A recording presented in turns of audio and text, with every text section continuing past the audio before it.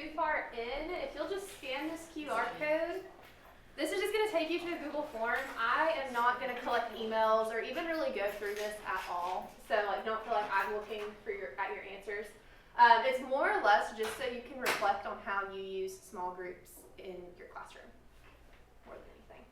All right, so I went to a conference a few years ago, and there was a presentation from an elementary school teacher. And that elementary school teacher, I don't know if any of you have experience in an elementary school, but I did not realize how often they use small groups. It is literally in their everyday instruction for everything that they do.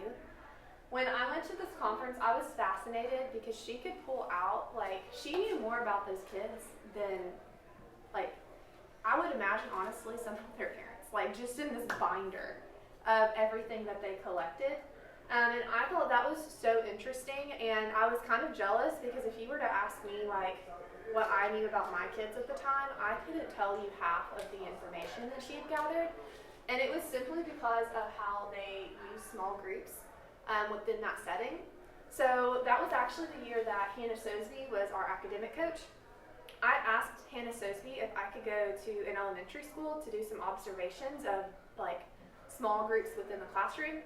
And she let me go to Saddle Ridge, and I got to go for, I think, 1 or 2 days, and I got to go in different settings and how they used them. And when I did that, I came back, and over the last few years, I implemented a lot of different small group structures, and this is just kind of what's worked for me or what hasn't worked for me. I'm just going to present it objectively, and or as objectively as I can, at least.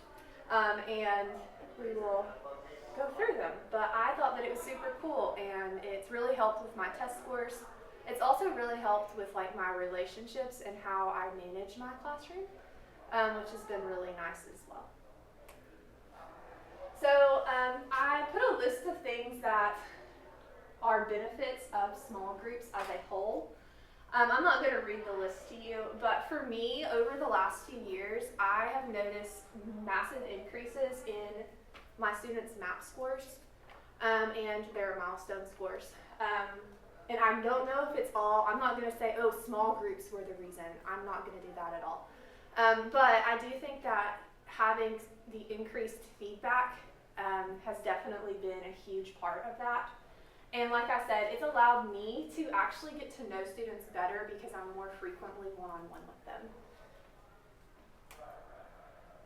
So some common problems that I often hear when I say that I use small groups a lot are that people don't have time for them because they have so many other things to teach and you have to prep for them. I hear a lot about co-teachers. My co-teacher or my rego teacher or whoever is unwilling to help or doesn't do a good job or doesn't do what I want. I also hear a lot about management with transitions. They make them chaotic, they take too long, or one student does all the work and the rest of the students just sit there and then you're like, why is this not done? So those are some common problems that people have with small groups. So what I did, these are some of the structures that I got to observe when I went, and I just put them on the board. Some of these are very obvious, so I'm not going to spend a ton of time talking about all of them, but I will focus on the ones that I have had great success with or the ones that are not as familiar. So first, station rotation. I think we all know what stations are. Most of us have used them. Here are some practical uses. For every different small group structure, I included an ELA, math, social studies, science, and one connections, so you can always go through one of those if you'd like. But I think we have a general idea of how to use stations. And that includes some of the benefits and the challenges. For me, I like how every student I can differentiate it for. I can do different things in those stations, and it keeps them on task, or it keeps them going the entire class period. And I don't necessarily have to speak the entire time. It can be more of a student-centered learning environment. Some challenges with stations are, like I said, that classroom management piece can be questionable sometimes because sometimes students, they're thinking, if a teacher's not directly watching over me, I don't have to do this thing. Another thing that I've learned with stations is it's a very resource heavy, meaning when you have to like prep for stations, it's a lot of work on the front end sometimes. Not always, but sometimes. Flexible grouping is where you're changing groups regularly and it's based on specific needs or interests. So an example of this would be grouping students based on reading levels or themes they're interested in or books they're interested in. Literature circles would be an example of flexible grouping. For social studies in a U.S. history class, students could be based on their understanding of the causes of the Civil War. So it's going to change regularly. That's the key thing with flexible grouping is that it constantly changes.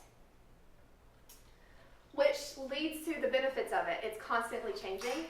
In my classroom, I use their MAP scores all the time, and I tell them, like, hey, you're going to be paired based on your MAP test. If you want a different partner, do better on your MAP.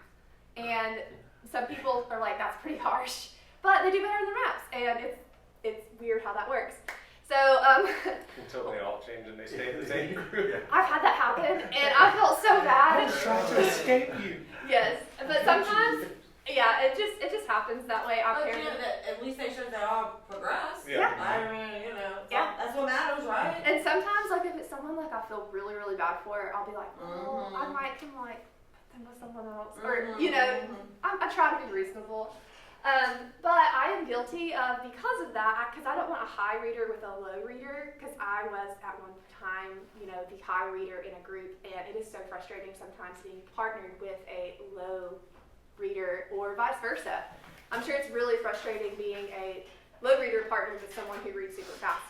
So I always try to pair them with people who are similar to them in their reading abilities, and because of that, they usually stay with their MAP partner a long time, for a while when we are reading. Like, I mean, sometimes it can be through a novel, and I am so guilty of not changing it up as much as I should. So flexible grouping will ensure that they're getting to work with other people besides just that MAP partner. They're going to be working with other people throughout the classroom, which is helpful. Some potential challenges are obviously student resistance, because sometimes as teachers we always hear, well, I don't work well with them, or, you know, the girl drama that goes on in the background, those types of things.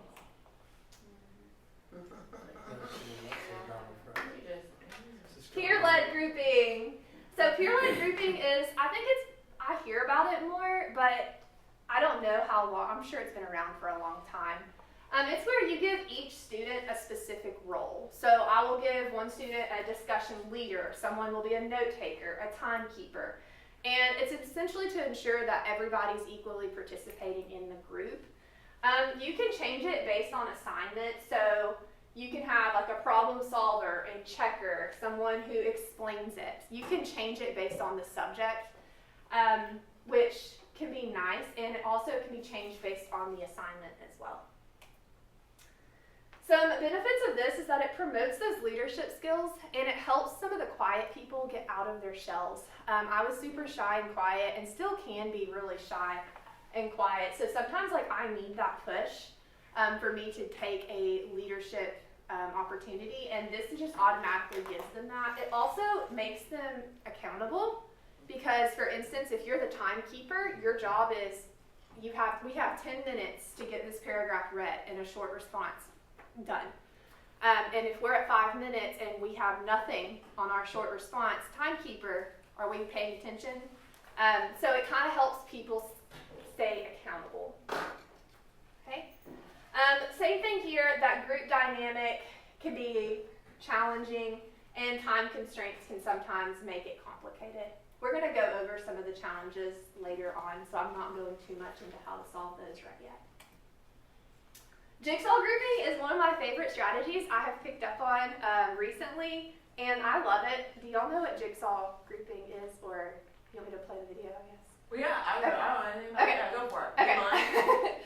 I like it, I just didn't know. Hey there, this is Jennifer Gonzalez for Cult of Pedagogy. In this video, I will be showing you how to use the jigsaw method. First, I'll show you the basic structure of the jigsaw, then a variation known as Jigsaw 2, and finally I'll give you some tips for troubleshooting this strategy. So what is the jigsaw method? Developed by Elliot Aronson in 1971, Jigsaw is a cooperative learning strategy where each student in a group takes responsibility for one chunk of the content, then teaches it to the other group members. Like the pieces of a jigsaw puzzle, students fit their individual chunks together to form a complete body of knowledge. Here are the steps of a basic jigsaw, sometimes referred to as Jigsaw 1. Step 1 is to divide students into groups of 4 to 6 people per group. Jigsaw works best when you have the same number of students in each team, so avoid having some groups of 4, some of 5, and some of 6. Later in this video, I'll show you what to do if you can't divide students into perfectly even teams. For this example, we'll assume you're working with a class of exactly 30 students who can be divided evenly into groups of 6. We'll call these jigsaw groups. Step 2, divide your content into 4 to 6 chunks. It's important to divide the content into the same number of chunks as the number of students in each group. So if you have 6 students per group, break your content into 6 chunks. If you're only going to have 5 students in each group, then you'll only need 5 chunks. Suppose you're a history teacher and you're doing an overview of different types of government. You could divide your content into these chunks: democracy, dictatorship, monarchy, republic, totalitarianism, and theocracy. By the way, these index cards just represent chunks of content. You don't need to use actual index cards to do Jigsaw. A chunk of content can be a section of a textbook chapter, a handout containing information, or an online resource. Step 3, assign one chunk of content to each person in the Jigsaw group. Each group has one person responsible for one chunk of the content. That person will be expected to teach that chunk to the rest of the group. At this point, students don't really interact with other members of their group. They just read and study their own chunk of content independently. Then their independent study is fortified by the next step. Step 4, have students meet in expert groups. After each student has studied his or her chunk independently, they gather with all the other students who have been assigned to the same chunk. These are called expert groups. Within each expert group, students compare their ideas and work together to prepare some kind of presentation to give to their Jigsaw group. During this time, gaps in individual students' knowledge can be filled, misconceptions can be cleared up, and important concepts can be reinforced. Step 5, students return to Jigsaw groups. Now that students have studied their chunks in their expert groups, they return to their original Jigsaw groups, where each student takes a turn presenting their chunk of information. Meanwhile, the other students listen carefully, take notes, and ask lots of questions. Once the first expert has gone, the others take their turns. As each expert teaches their chunk of content, the others in the group are learning it. Step 6, assess all students on all the content. The assessment can be a simple quiz to make sure all students got a basic understanding of all the material. Be sure to include all content chunks in this quiz. Jigsaw 2 is a variation on the basic structure of Jigsaw. Developed by Robert Slavin in 1986, Jigsaw 2 makes one significant tweak to the basic Jigsaw. The difference is in how the assessment is treated. In Jigsaw 1, students are assessed individually and receive just one score. In Jigsaw 2, quiz scores are given once to individual students, then each group's scores are averaged to generate a group score. This builds in competition between groups and encourages students to work harder at helping each other learn the material well. Here are a few tips for troubleshooting this strategy. One problem you might encounter is this: what if students don't divide evenly? Now, ideally, you'd have a perfectly divisible group. But as we all know, that kind of perfection rarely happens, and even if you have perfection in your plans, one absent student can throw your whole game off.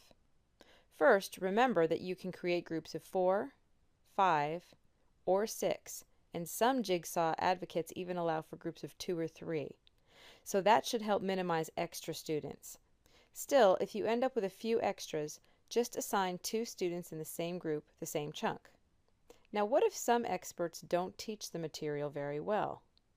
If this group is depending on this one student to teach them about monarchies, and he's not the strongest student, that group is kind of out of luck. You can anticipate this problem when creating your groups. One thing you can do, if you have an uneven number of students, is to pair up 2 students on the same chunk who might be stronger together than they would be on their own. Also, it's the responsibility of the expert group to make sure that everyone is prepared to present their chunk to their respective Jigsaw groups. If one student isn't really getting it, make sure the rest of the group gives that student extra preparation. A full description of this strategy and its history can be found at the Jigsaw Classroom website. Additional information about Jigsaw was obtained from Silver, Strong, and Perini's book, The Strategic Teacher. Now, before you go, I have some stuff for you to click. Ready? I have a ton of other teaching strategy videos. To watch some of them, click here. To subscribe to my YouTube channel and receive notifications every time I make a new video, click here. To read more information about the Jigsaw strategy, click here. And to visit my website, Cult of Pedagogy, which you totally should, click this guy right here. Thanks for watching and have a great day. So that is the jigsaw grouping. I think this is more of a strategy necessarily than a grouping structure. I don't know. Tomato, tomato. But I have loved using it recently. So I do it with my code unit for background information. I love doing it with background information. So I will divide them and do like pose relationships, pose writing style, pose, I don't know, health, pose death, because that's a mystery. So I'll divide them out, and instead of them doing it independently beforehand, sometimes I will let them go and research with their groups, because I think that that's really fun for them. It's pretty collaborative when it's someone unique like Poe.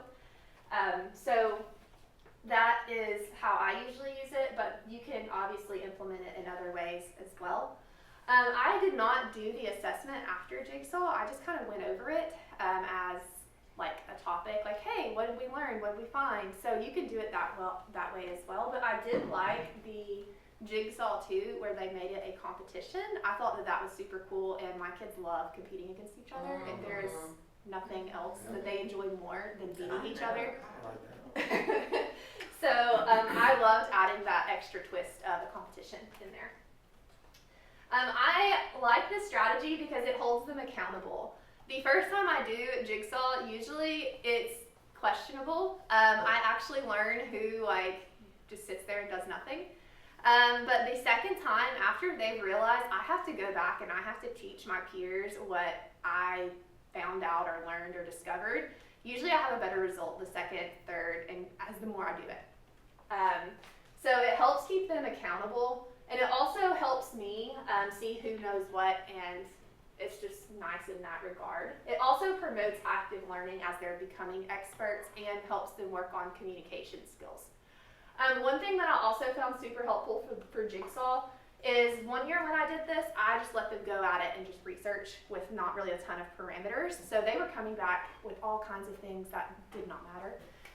So what I did instead is I kind of did almost like a notes page, but you could structure it more by saying, okay, all of the ones who are learning about pose, death, here are some things I want you to look at. So that way it's more structured and you're getting them to get the information you actually want them to get.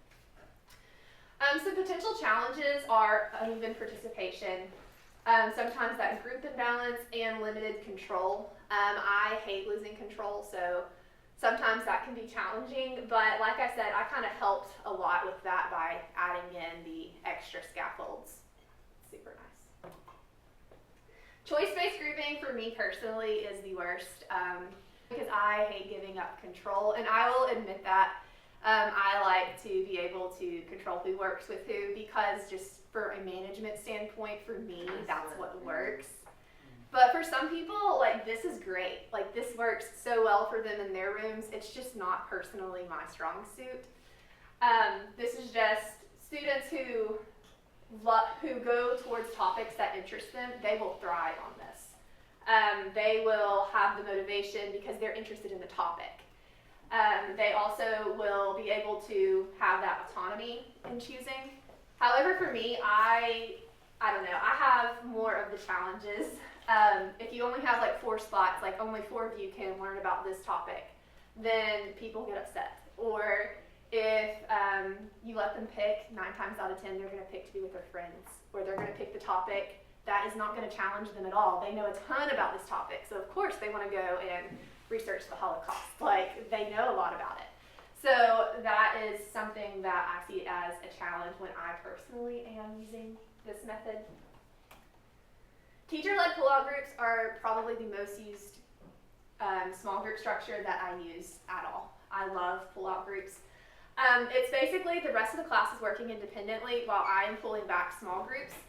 And I love this for essay writing the most, but you could also use it for students who need extra support in math or science. You can also use this for enrichment, which is what I love. I feel like too often we are focused on the kids who are struggling that we never give the kids who need more. So I love to use this even with my gifted class.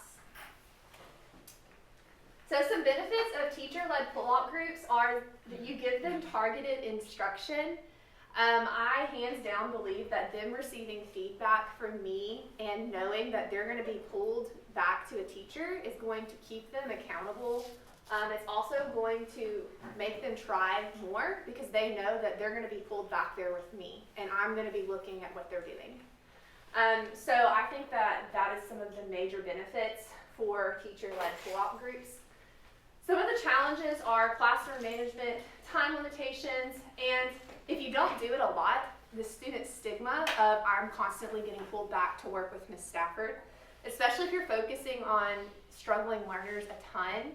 That's also why I don't like my small groups for testing to be the same people being pulled out all the time, because there's just a stigma there of, oh, it's those kids, like those are the ones who have the IEPs, or they're the ones who are struggling the most. So the more that you do it and the more you mix up those groups, it takes that stigma away.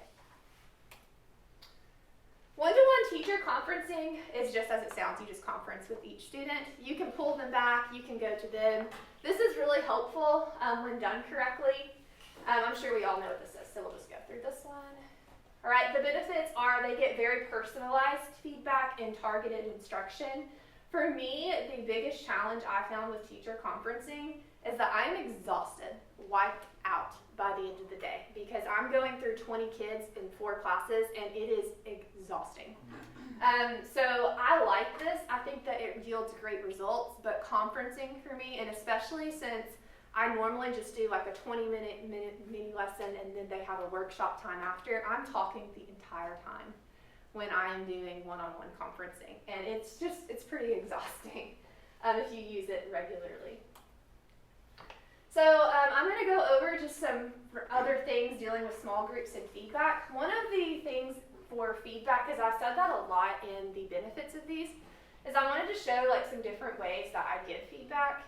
Adding comments on Google Docs or slides, do we know how to do that? Okay, I thought so. Comment banks, I didn't know about this one till recently, but on a Google Doc, you can actually go, and if you go up here and click on this button, you can make a comment bank, and you can add comments that you're constantly telling students, which I love to do. So then I can just go and I can start typing 5 show, and then it'll pop up instead of me having to go and type the same thing 50 different times. So comment banks are super helpful. Another thing that was super helpful and that I just recently learned about is called Brisk AI. Have y'all heard of Brisk AI? Oh yeah. Okay. I like Brisk AI. It's an extension. So what you can do, it's a free extension, and it's going to be at the bottom of any of your Google things that you use. You can click on it, and you can click Give Feedback, and it gives you all of these options. So I could click Glow and Grow. And say there's a certain standard I really wanted it to focus on. I could even just type in justify evidence well. I could click brisket, and it's going to give her glows that she did really well with evidence and grows that she could do better. That's cool. It also can give her ways to think further, so under the wondering category, and I will insert it. And at the top, you will see a chart that she can go and reference. This is great for some students. I will say that for me, I've learned that about half of my students actually will go through and read this. And I have to do it as they're working. If I go through and I do this after I've graded it, they're done. Out of sight, out of mind. So I have to do it as they're working. Another thing that I've learned is some students, they don't care about AI. They want me. They want my words and my time, and they want, oh, well, if Miss Stafford didn't say it, it doesn't matter because she's the one that's grading it. So some students this is effective for, and this is great, and some students it is not. For me, I view it, it's 2 clicks, and I can put it on there, and it's potentially an avenue for a student to do better. So I will do it for all students, but there are those students that I always have to make sure that I go back in and I'm like, no, don't do this, or yes, this is really good. So that is super helpful. You can also upload rubrics, and it can do for rubrics, it can upload your rubric and it'll give them feedback based on your rubric. With AI though, there's always a difference in opinion. So at the beginning of the year, I always have to tell students, like, just like when you go from teacher to teacher, or when you go from 6th grade to 7th grade to 8th grade ELA, each teacher is going to value different things. Like for me, what might work for Miss Ralston might not work for me. And you're going to have to learn to adapt that, because with a different teacher, there's just going to be different things that they expect. So I have to go through, like with AI, sometimes everything it says is not going to be true. I might insert a rubric and it might score you this, but if you know that I'm specifically looking for X and it's telling you Y, you might want to come up to me and say, hey, it's saying this, what do you think? So I have to make sure to tell them and emphasize that AI is not always 100%.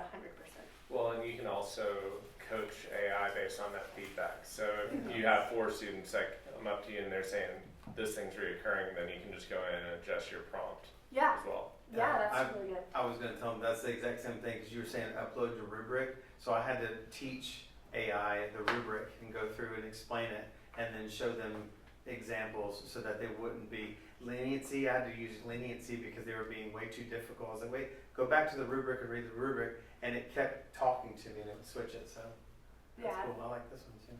But you can also use it for the PowerPoints, and you can upload your rubrics here as well, because I know not all teachers use Google Docs as much as an English teacher might. And you can upload those rubrics as well. So that's super cool. And I think there's other tools that I just need to play around with it more for, but this was something that I found really helpful for feedback. And then lastly is just, we're lucky to be in like a standards-based grading district. It has built-in practice without penalty.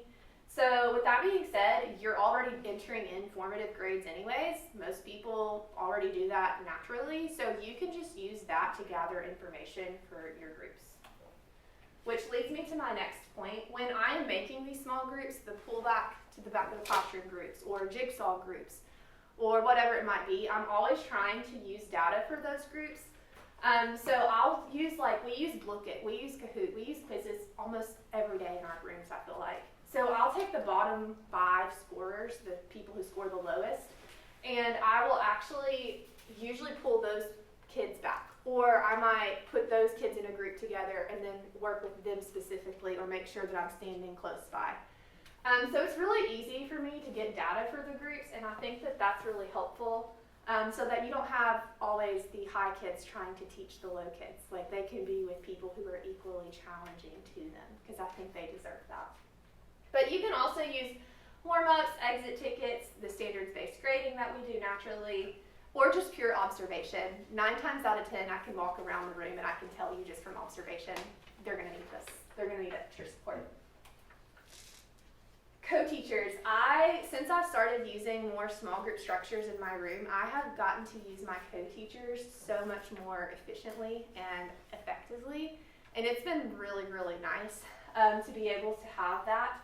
So one of my favorite things that I like to do is when we do teacher-led small groups, I will pull a group, my co-teacher will pull a group, and usually my co-teacher, I'll send that person to the resource room. And I love when my co-teacher would have a mini lesson. I was like, hey, Ms. Townsend, we're gonna work on introductions. These people still aren't getting it. Is there anything you can do to help this group of students? So Ms. Townsend will create something. She'll take them for the entire class period, the ones who we've went through the introductions. She'll take them the entire class period and work with them.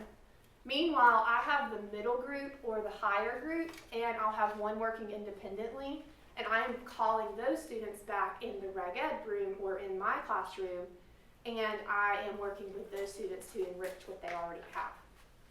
So I love using it in that way because then everybody gets attention. The low ones are getting one-on-one attention the entire time, and then the middle and higher achievers, they're actually getting pushed and challenged, which can be really nice. You could also have one co-teacher walking around and the other co-teacher just in the back, and just as I'm walking around, I'll be like, oh, you were absent, you need to go back there and you need to see Ms. Townsend. Or, hey, why do you have your ABCs typed out on this?